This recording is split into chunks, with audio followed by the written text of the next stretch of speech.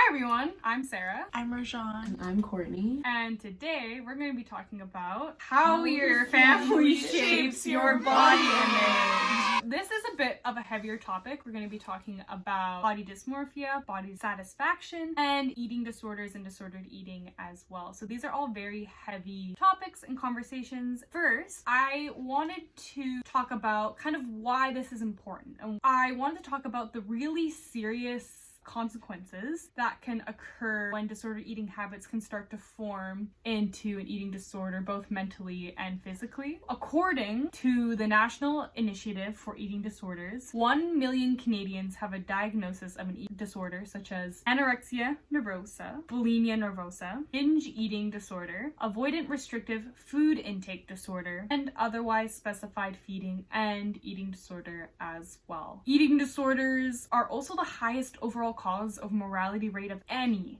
mental illness, with estimates between 10 to 15%. Suicide is the second leading cause of death for those with an eating disorder after experiencing cardiac disease. Females aged 15 to 24 actually are associated with anorexia nervosa are 12 times greater than any of all causes of death combined. So this kind of brings into light why this is such an important conversation to be had, because when it comes to our younger people in Canada, it's increasingly becoming more and more so that they're engaging in dieting behaviors, which puts them at risk of developing an eating disorder or other serious health conditions that Rajan's going to mention a bit later in the video as well.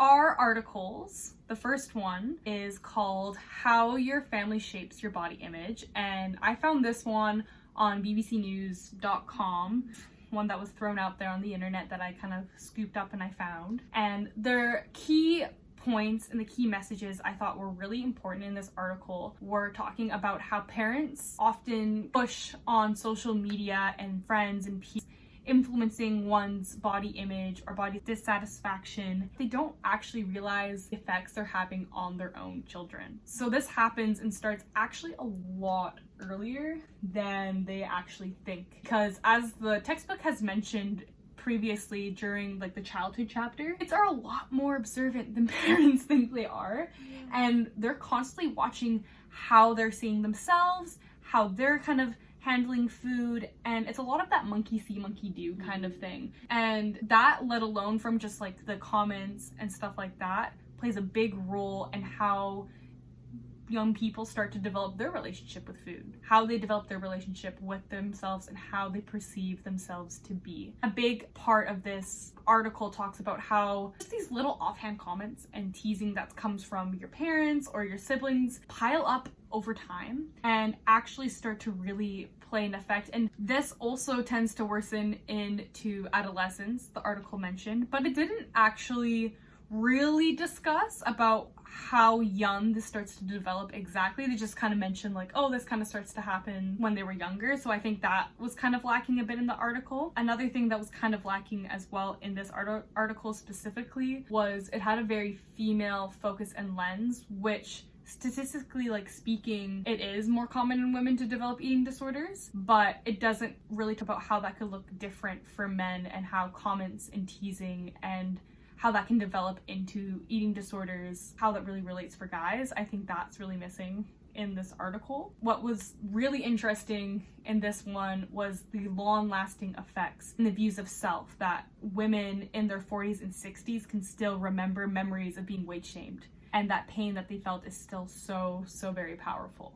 And I think that's really important to keep in mind, and I think that's the biggest takeaway from this article, is that these comments don't just like go away. Even though a lot of people think it, like these are things that are youth and young people, and I think all three of us can say like that stuff like you can hold on to, and that's not easy just to like forget. So that was the first article, and now Rajan's gonna talk about our second one, our academic kind of study that was done about more of the long-term and these long-lasting effects, as I just mentioned, that was done in a study. So I'm going to be talking about the method of Project EAT, which is eating and activity in young teens and adults. The study is based on evaluating dietary intake, physical activity, and weight control behaviors, weight status associated with the outcomes of young people.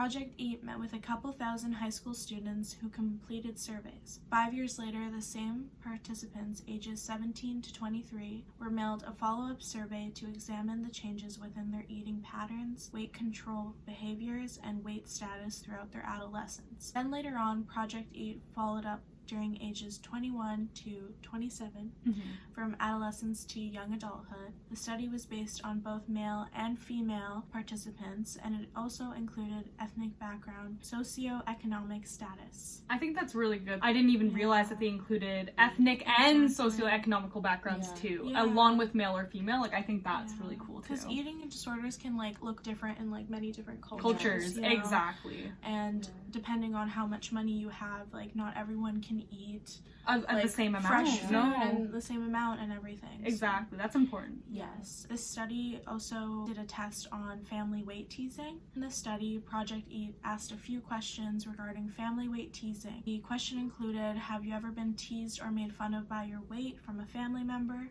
The answers included yes or no answers. And the follow-up question was, if yes, how much did this bother you? Answers included 1, no, I have not been teased because of my weight by my family. 2, not at all. 3, a little bit. 4, somewhat. And 5, very much. These scores were based on teasing occurrence as well as its impact. And so then the results for that test was they kind of found that they affected guys and girls like in an opposite way. So they found that with female participants, it was found that family weight related teasing led to increased engagement in unhealthy weight control behaviors in late adolescence, which led to poor body image in early adulthood. And with male participants, it was found that family weight related teasing led to poor body image in late adolescence and a higher likelihood of engaging in unhealthy weight control behaviors in early adulthood. They found that peer teasing and family weight related teasing is more likely to affect females at a younger age. Males, it affects them more during late adolescence.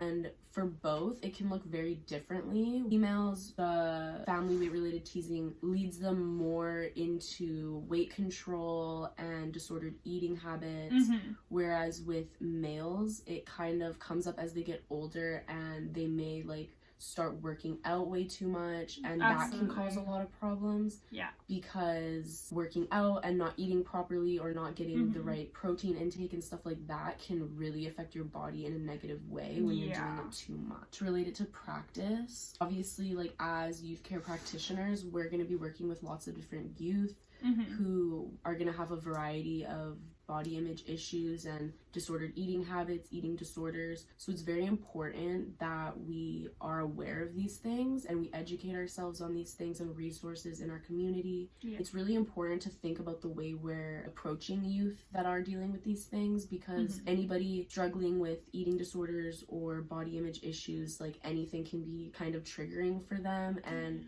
it's hard to tell what will trigger somebody. And we obviously don't want to do that with youth. Also, it's important to know the difference between disordered eating habits and an eating disorder, because there's different things to look out for in those things and different ways we can tell like when somebody is struggling with eating disorder or disordered eating habits.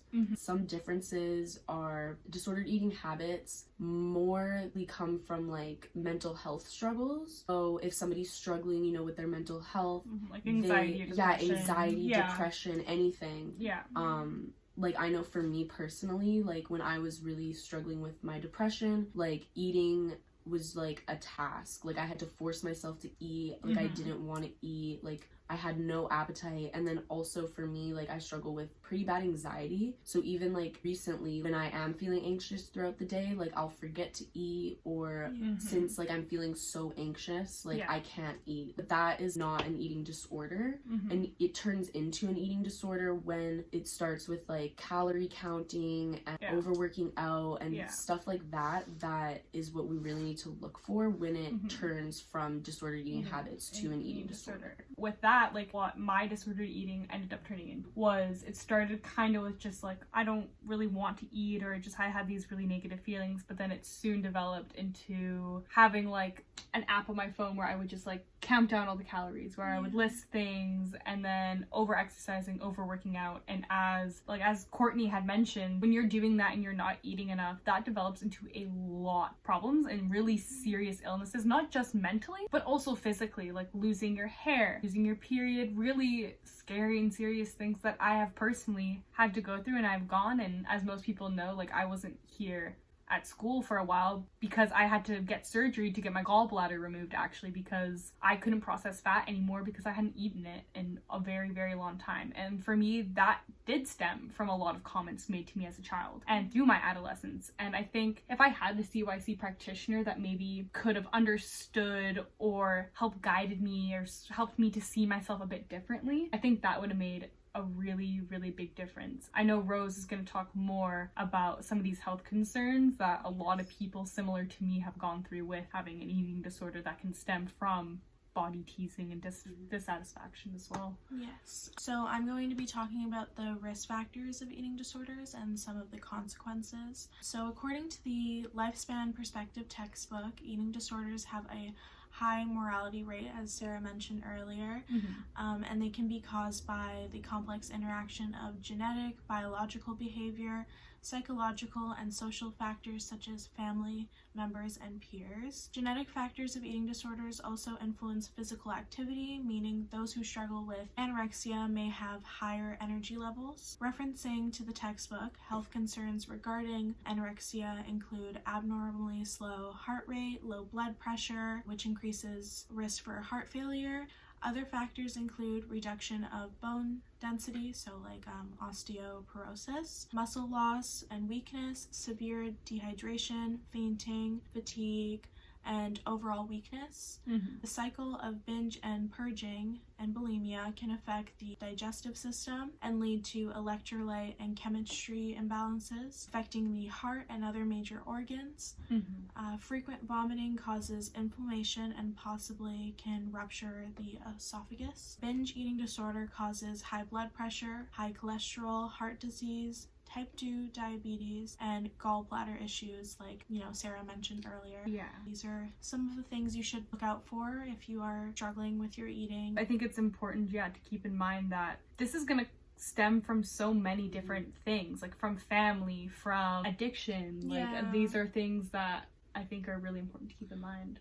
And I was gonna mention earlier that I have struggled with addiction throughout my adolescence, and in my addiction I struggled with like my eating disorder a lot, and it wasn't until I got into recovery, into rehab, that I started to like gain back a lot of healthy weight, because eating disorders can stem from like so many different things. They can stem, like Sarah said earlier, like from your family, from your addiction, from like peers and environment, right? And like as even the articles mentioned, like your culture, your ethnic background, and those influences as well of where you grow up, right? Exactly.